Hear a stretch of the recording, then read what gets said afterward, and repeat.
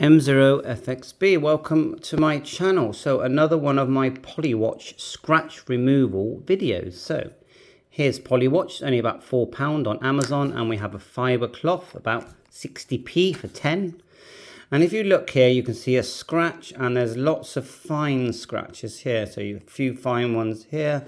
Here, if I rub my finger over that, the biggest scratch, I can feel it, it clicks.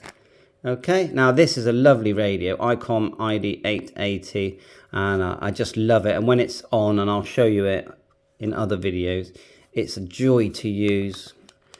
A bit complicated to program, you need the software really, but the audio from the speaker is fantastic. So, anyway, and this is a spare head unit that I've got. Now this was sold cheaper because of the scratches. So what we're going to do is just, and I've showed you how to do this before, I am getting quite low on it, so it goes to show that, you know, that I've been using it. It's a bit like, you know, teacup. It sort of buffs away the plastic until you get beneath the scratch. So what you do, now my advice is, it sounds a bit sad, but you start to rub, yeah? Just no different than your car. Start to rub like this, and the effect, I mean, you can do the whole screen a bit, but mainly in the affected areas. I do a circular and a back and forth.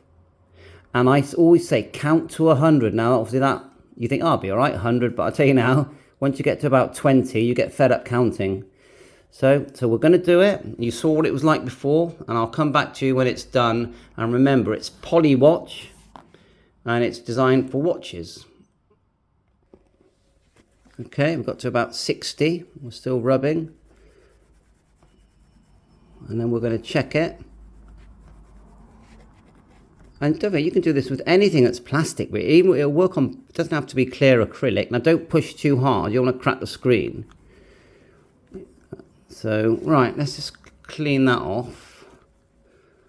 And see how, because what I find is that it improves it, but it doesn't completely get rid of it. So then you go another count to 50.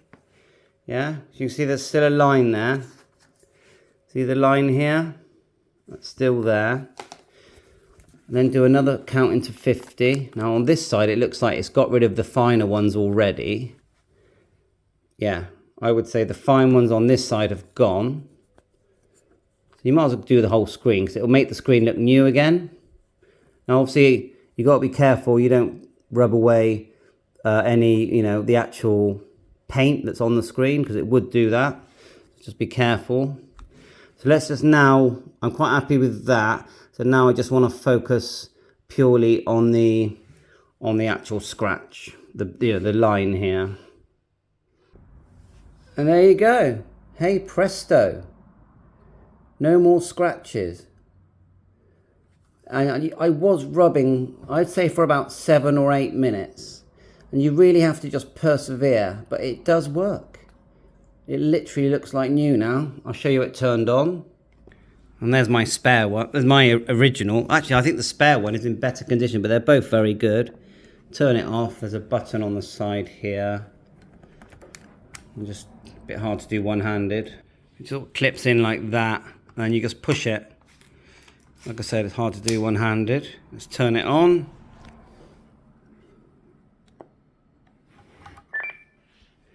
There you go, look at that, come on, that is beautiful. It's actually better. I mean, they're both in good nick. I actually haven't buffed this one yet, because it didn't come with any scratches. Now, they're both in very good condition. This one, yeah, I mean, just Polywatch, come on, bring it on. M0FXB, catch you on air. I am a YouTuber that comes on amateur radio every day and talks to my ham radio friends. Look at this lead. I'm going to try this out. It's an all-in-one lead. I'm going to try it out before I spend £20 on a programming cable, because I can program this by hand, and it is very confusing, as is D-Star when you do it from the nuts and bolts point of view. But I've plugged in the cable here at the end, is the only one that fits. It's labeled as an M. So these cables, you know, got all kinds of connectors, and so it's pot lunk. So I've got one in that fits. We're going to try it out and see if we can get the programming software to work on this, because it'll be a lot easier. But I am loving this radio. The audio is beautiful. We get it onto FM. 434550 is my node. Just in VFO mode at the moment. Oh, there's someone. 434300. Right, let's get it on. See the way it's right now in DV. So you just hold. Wonder who that is on 4344. Oh, I know. Okay.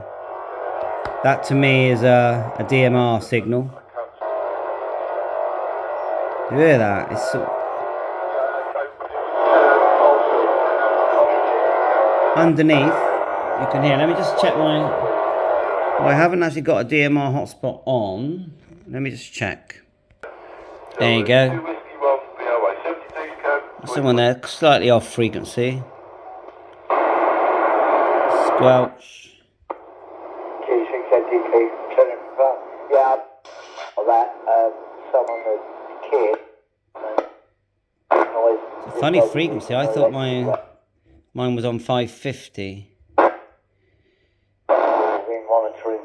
So there must be some sort of, interference there. We'll get it sorted one way or another, but I'm sure Rob is probably banging his head against the wall.